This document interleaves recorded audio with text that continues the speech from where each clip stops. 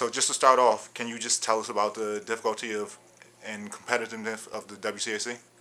Obviously, I think it very much gets kids ready for college. Both in the academic side of the schools, excellent schools overall, but it's just a war every night. And when you see, Syracuse having to play great team after great team, or North Carolina, or Duke, or Louisville, or whatever the great college teams, Kansas, they're playing great teams every night.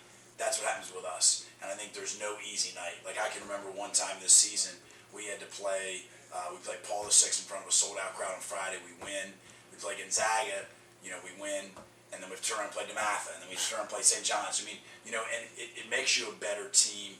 It makes the players better. They're ready for that constant grind of what college basketball is going to be. Yeah, no, I would definitely agree and say it's second to none. And then tell me about being the son of a legend.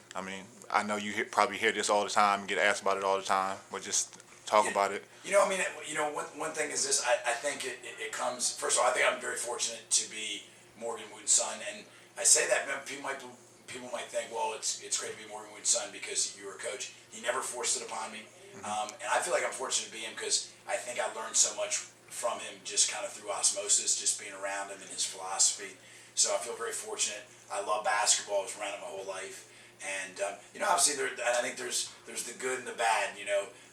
People, I think, definitely will notice you quicker when you're Morgan Wooten's son rather than if you're not, if you're just some other coach. Okay. Do you ask him for questions, or who do you look to for coaching questions? One thing I think, I think it's a great statement in coaching, say, surround yourself with great people. Okay. And I think you try to create that network. And, I've been fortunate that we've had about 11 guys come from O'Connell that have been my assistant coaches that have become head high school coaches. I talk to them. I talk to my dad. I talk to Mike Bray at Notre Dame. So, it's funny, anytime my dad comes to the games, he'll always call me afterwards and say, you got a pen? And usually the pieces of advice aren't earth-shattering. They're like, you need to get a man in the middle against pressure.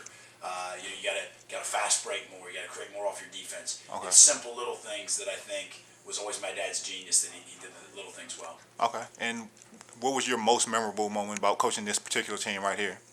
I think that, we've had some great highs in the season, and I think we really played a very difficult schedule, and that made us better. I remember early in the season, we came off, we played McNamara, Paul VI, DeMatha right in a row, and I think people didn't give us a chance, and we went 3-0 in those games.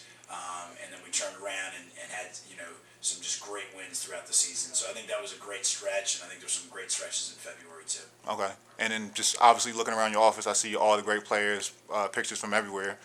Just what's the difference between Melo, and just tell us about how he's a little bit different and what's unique about his game as compared to other players, great players. I've been very fortunate to coach, obviously not only great players, but great kids. And I think that's one thing that's also neat about the WCAC is the quality of people that you get to work with. Kendall Marshall, most unbelievable passer. I remember I saw him at camp when he was 7 years old. He was throwing, line drive passes on the rope. So he's always very good in that regard. Marcus Ginyard, great defender. You played against him. Just tremendous athlete. Dave Neal, great scorer. Jason Clark played at Georgetown, tremendous player. And I would just say the thing about Melo that he's done is I've never had a player that's developed any more in 4 years than he has. He came in as probably one of the top 10 eighth graders. I think he's leaving as the top senior. And I think that's been, he's a scorer. He's got great change of direction, great shooter, and he's really developed his passing skills as well. Okay. And just lastly, are you going to go with him to the McDonald's game? I am. So actually one of the unique things I have is my wife runs the nomination and selection process for the McDonald's game. All right. And actually I run the coaches, so I help run game week. I've been doing that for about 7 or 8 years now, and I went to the game when I was a kid. So I'll actually be able to be around them. And I'm actually looking forward to seeing a lot of the guys because, I do a lot of Adidas Nation, so Cliff Alexander, Jaleel, Emmanuel, all those guys, I know them pretty well. I've been working with them the last 3 or 4 years, so look forward to it. Okay, I'm headed out there too, so I'll see you out there, and then I'm sure this won't be your last trip to Chicago. Yeah, I hope so. I will continue. So. All right, thanks a lot.